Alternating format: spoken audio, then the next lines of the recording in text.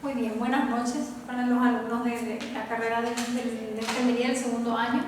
Esta es otra unidad de semiología. Vamos a hablar de semiología del sistema nervioso en esta oportunidad. Sistema nervioso. Dice, el sistema nervioso es el más completo y desconocido de todos los que conforman el cuerpo humano. Asegura junto con el sistema endocrino porque trabajan en íntimo contacto. El sistema endocrino, entiéndase, glándulas y sus hormonas. Para que una glándula pueda producir o liberar una determinada hormona, tiene que tener un estímulo del sistema nervioso. Y así van a controlar el resto del organismo.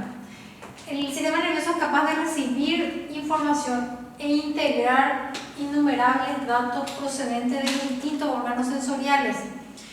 Recibimos información constantemente en todas las horas del día, a través de los órganos de la visión, de la audición, del tacto, del gusto, del olfato. Eso el sistema nervioso lo va a integrar, lo va a procesar y se va a convertir en una reacción. Yo recibo un estímulo y reacciono en relación a ese estímulo que lo recibo. Después dice que el sistema nervioso se va a encargar por lo general de controlar actividades, aquellas actividades que tienen que ser necesariamente rápidas. Además, el sistema nervioso es el responsable de las funciones intelectivas, como por ejemplo la memoria, la capacidad de guardar una información, ya sea a corto, a mediano o a largo plazo, o puede ser que sea un evento que sea tan importante que yo nunca lo logre o nunca lo deba de olvidar.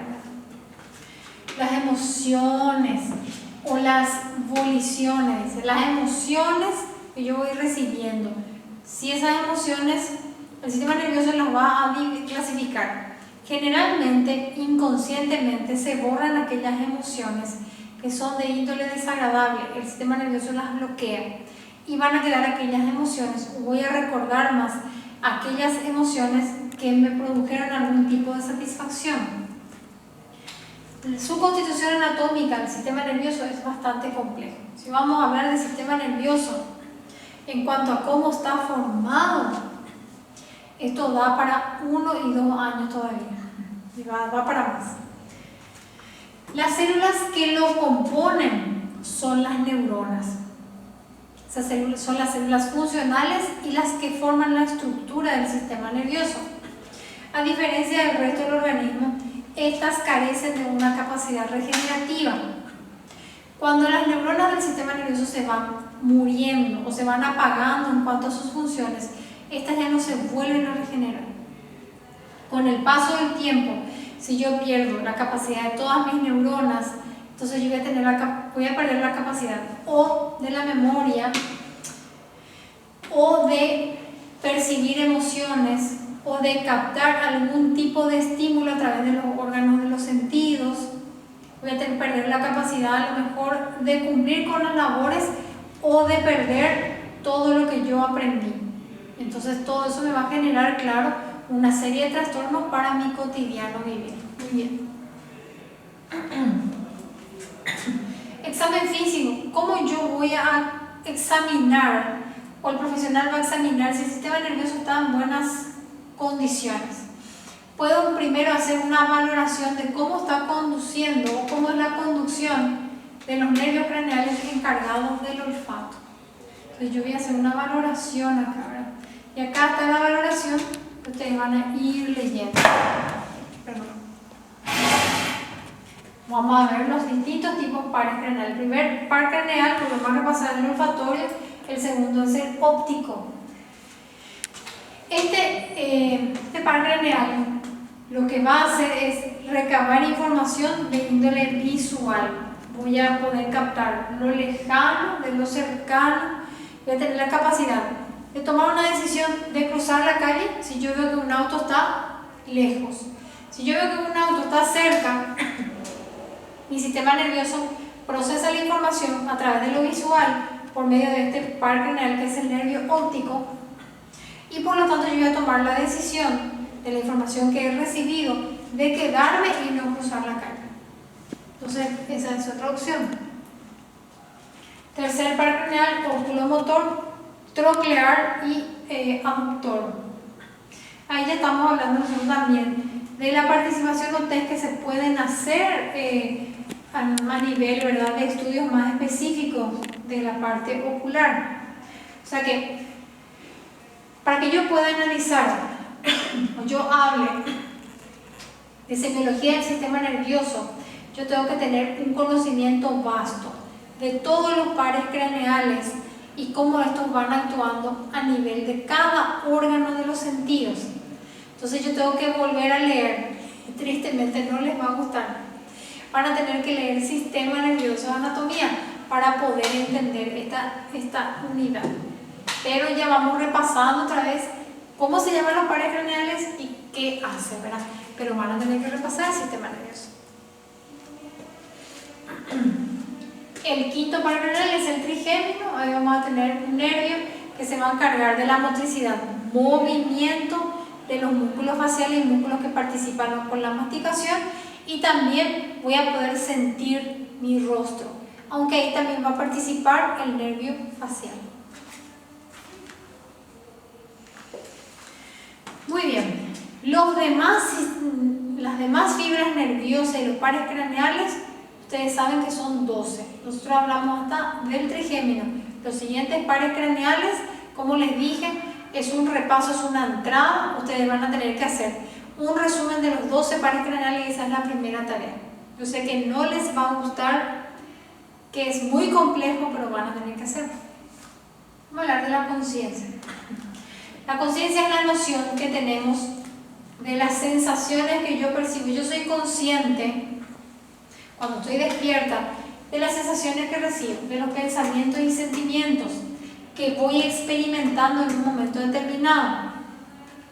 Luego lo voy a comprender, voy a mirar qué rodea ese sentimiento, qué personas están afuera o internamente, y ahí yo voy a tomar una determinada reacción. Entonces, la conciencia se mantiene despierta mientras yo estoy en horas no de sueño, yo estoy en vigilia. Entonces la conciencia va a captar todo eso. La conciencia va a ser capaz de captar sentimientos, emociones, todas las personas que nos rodean, y al mismo tiempo va a captar de las emociones que yo recibo cómo yo internamente voy a sentirme, voy a reaccionar con enojo, con alegría, con frustración, pero tengo que ser capaz de controlar la ira y la frustración ante la información que yo estoy recepcionando. Y todo eso va a estar dentro de lo que es una parte que se va a llamar conciencia. También voy a tener a través de la conciencia la capacidad de valorar si lo que yo estoy haciendo es bueno o es malo. Entonces lo voy a poner en una balanza. Entonces yo voy a optar, si soy consciente, tengo principios y valores, de que yo tengo que optar por seguir haciendo lo bueno, que tiene que pesar más, que tiene que caer en una balanza, y lo malo tiene que quedar allá arriba. ¿Por qué? Porque no sustenta una vida decente, valores, etc. Todo eso está dentro de lo que es la conciencia. La capacidad que yo tenga de distinguir también entre lo bueno y lo malo. Si yo no soy capaz de distinguir entre lo bueno y lo malo, entonces yo soy una persona que no tiene conciencia. Entonces voy a entrar en la categoría de una persona con una disfunción psiquiátrica, una persona con psicopatía, un psicópata, un demente. Estamos hablando ya más bien de trastornos psiquiátricos, pero relacionados con el sistema nervioso.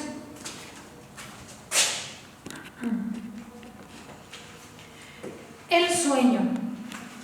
Vamos a leer un poquitito ahí, van a mirar.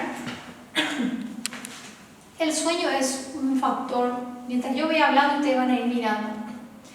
El sueño es un factor demasiado importante, porque el sueño me va a permitir que mis células y mi cuerpo puedan volver a recuperarse de todo ese desgaste que yo tuve el día anterior. va a modificar mi conducta, va a hacer que mi conducta compleja, yo tengo un buen descanso, mi conducta el siguiente día, si fue irritable, si yo soy muy irritable con los demás, me enojé fácilmente, si yo tuve un buen descanso unos días antes, una noche antes, esa conducta se va a modificar y va a ser mejor. Mucho más de lo que realmente podemos llegar a imaginarnos.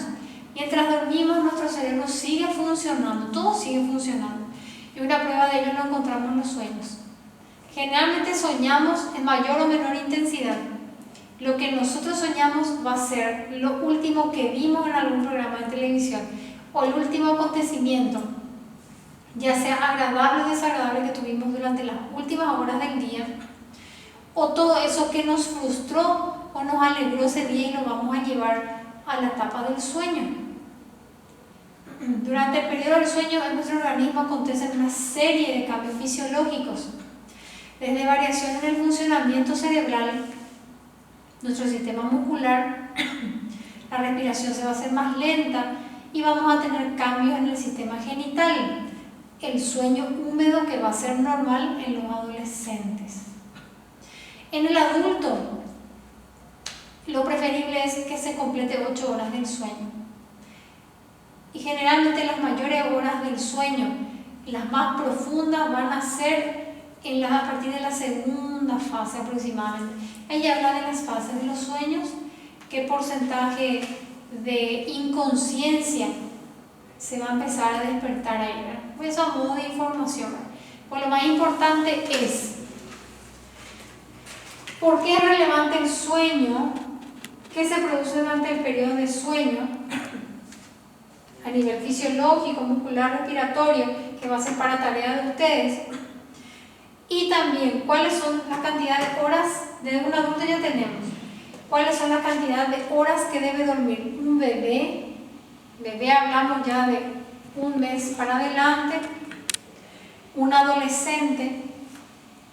Todo eso va a ser importante, ¿verdad? Y quiero también que investiguen cuáles son las posibles causas que originarían un trastorno del sueño. Eso también van a llevar como tarea.